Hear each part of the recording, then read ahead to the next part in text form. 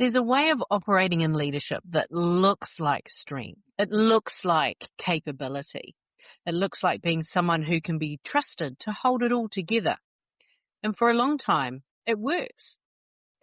It's how you build your reputation. It's how you become known as the one who delivers, who sees what others miss, who steps in before anything else has a chance to drop. But there's a point where that same way of operating starts to feel constant. Not overwhelming, not unmanageable, just always there. A kind of ongoing engagement in your body, like you're never fully out of it, even when the work's done. And because it's been so effective, it's very rarely questioned. It just feels like the level that you operate at. So in this episode, I want to show you what's actually happening underneath that pattern and why the thing that supported your success isn't necessarily the thing that sustains it at the level that you're now leading. Let's get started, shall we? Welcome to Project Joyful, the podcast for health-centered leaders. Project Joyful is a space for conversations at the intersection of leadership, health, and lived experience. Here we explore what it means to lead in ways that honour your body, protect long-term capacity, and support a life that feels as good on the inside as it looks on the outside. This episode is part of the Biology of Leadership series. In this series, we explore leadership through your body, not as a performance to optimise or a mindset to fix, but as a biological experience shaped over time. Leadership doesn't just live in decisions, strategies or roles. It lives in your nervous system and how responsibility is held and how reliability and care quietly organise your body long before you're consciously aware of it. These conversations are for leaders who are capable, trusted and effective and who are curious about how leadership is experienced internally, not just how it performs externally. There's nothing you need to do as you listen, no insight you need to apply. This is simply an invitation to understand what's been shaping your experience of leadership beneath the surface and what's become possible when biology becomes part of the conversation. Let's begin, shall we?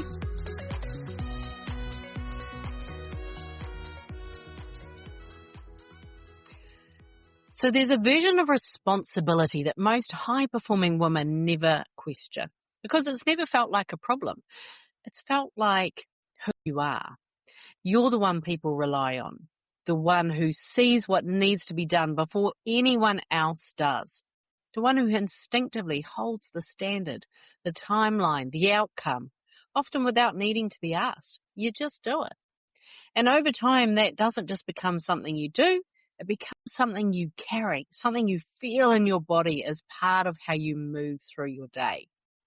There's a constant orientation towards what's next, what's needed, what could go wrong, what needs tightening, refining, confirming. Not in a dramatic way, but in a way that sustains a very high level of leadership consistently. And this is where it gets real subtle, because from the outside, this is often what makes you seem exceptional. It's why you're trusted, why you're respected, why things move when you're in the room. But inside your body, there's a different experience of that same pattern, a kind of ongoing activation, a readiness, like your system is always engaged in holding the whole picture together, even when nothing's immediately at risk.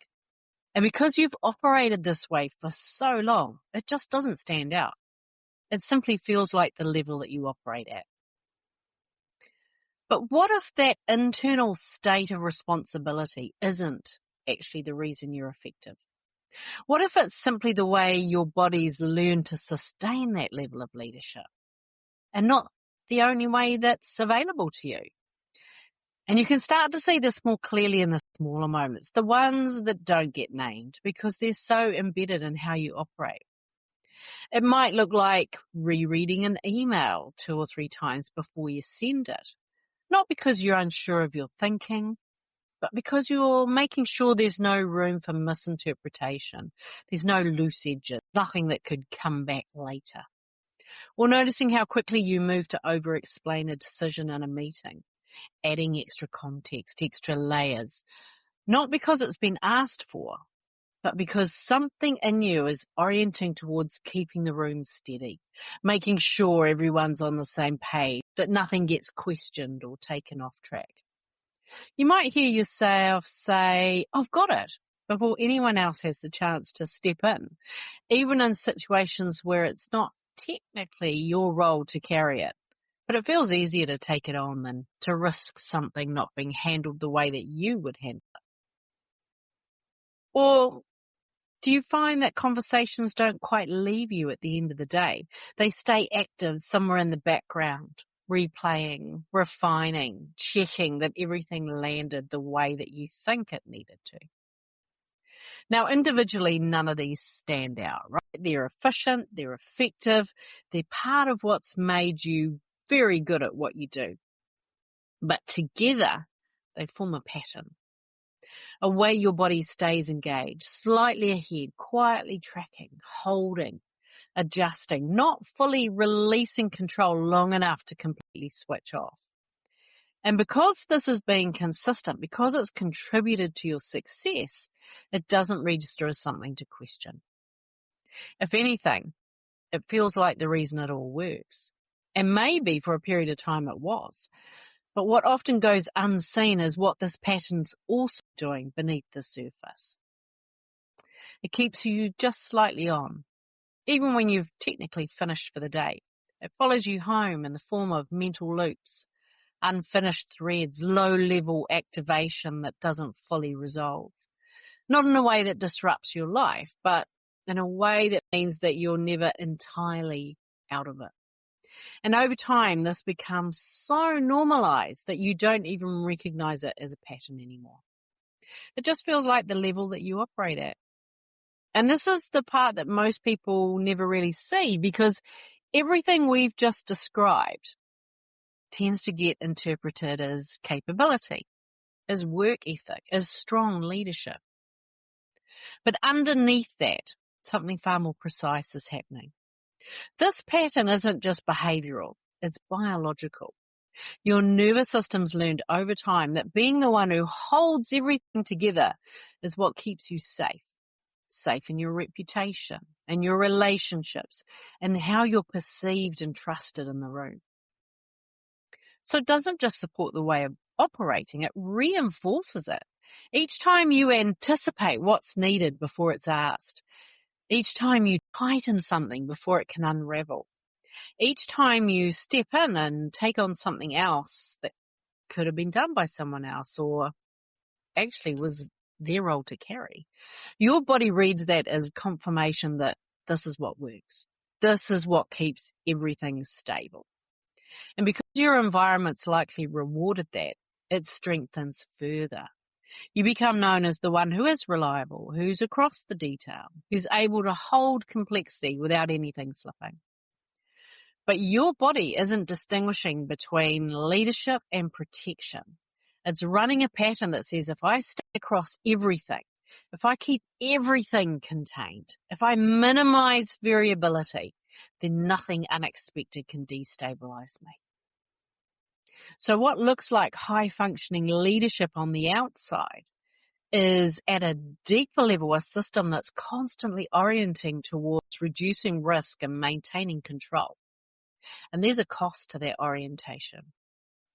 Not just in your own energy, but in the fact that your system is continuously engaged. It's continuously tracking. It's never fully standing down, but also in how it shapes the environment around you. When you consistently step in, you remove the necessity for others to step up. You interrupt the learning that only comes from ownership. And over time, teams start to adjust around that. They wait, they second guess, they hold back to see what you'll pick up first. And at an organizational level, that has consequences, right? Capability narrows, dependency increases. And often your highest potential people, the ones who want to grow, who want to lead, to take ownership, well, they're the ones who eventually disengage or leave. Now, none of this is intentional. It's a pattern that your body has learned to run very effectively in order to create safety and consistency. And when you start to see it this way, there's a subtle but important shift because you realize that it isn't just who you are.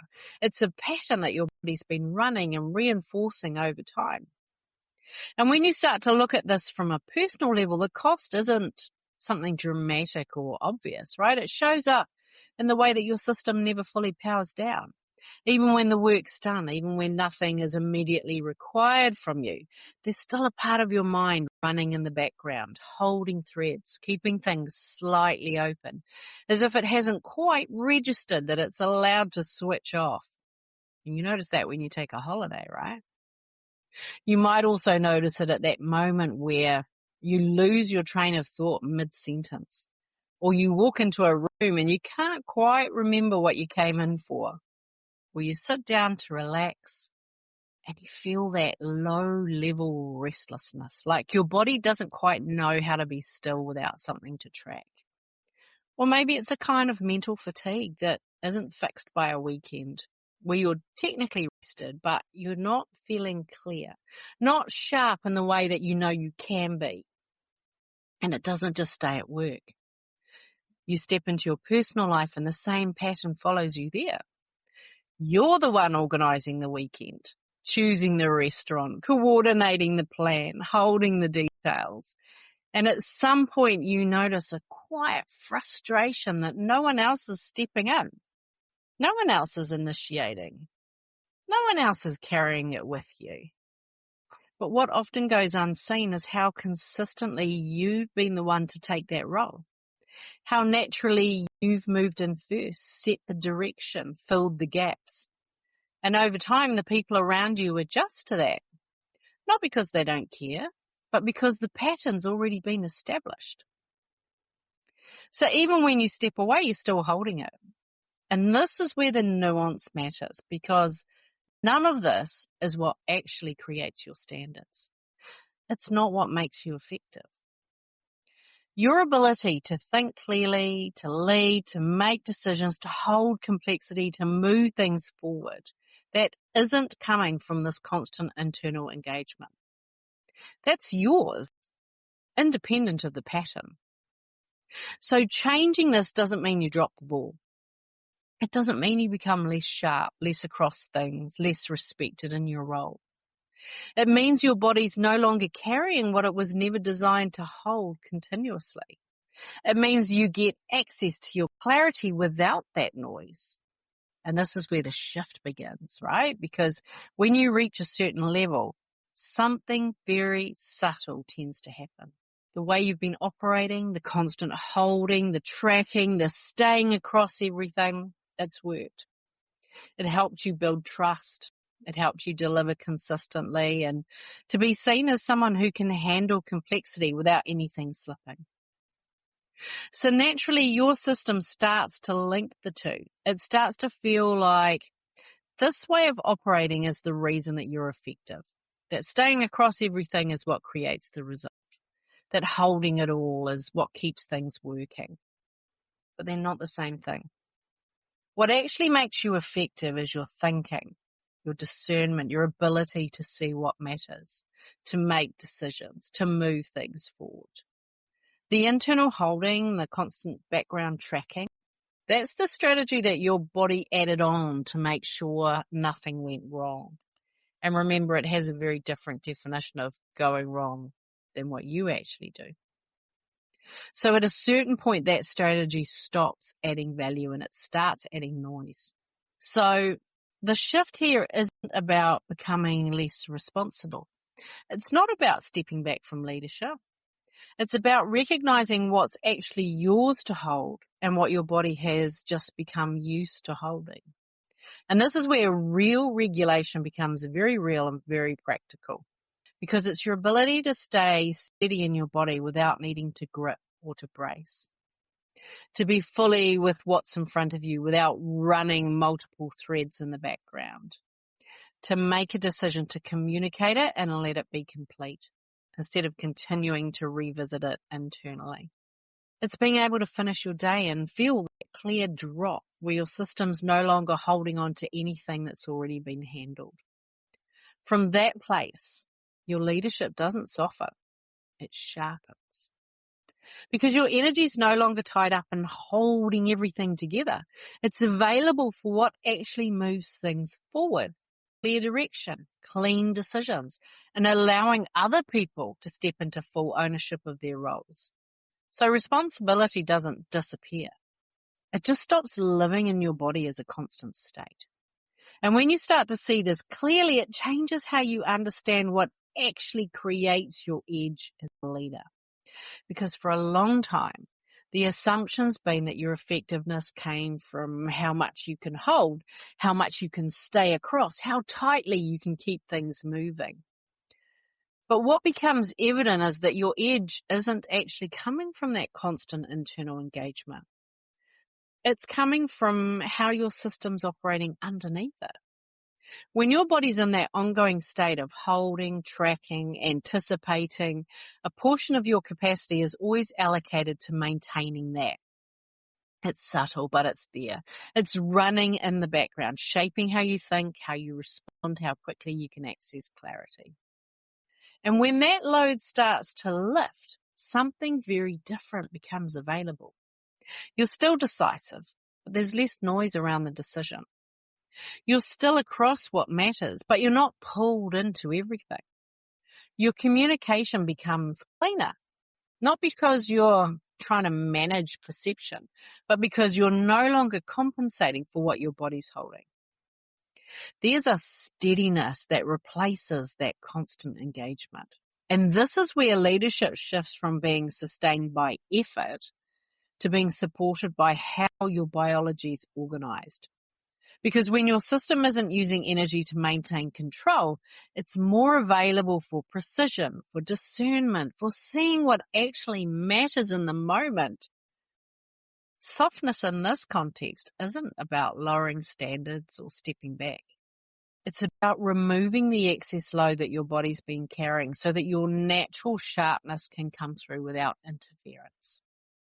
And that's a very different kind of leadership, right? It's not one that relies on holding everything together. It's one that moves with clarity, with space, and with a level of precision that doesn't require constant internal effort to maintain.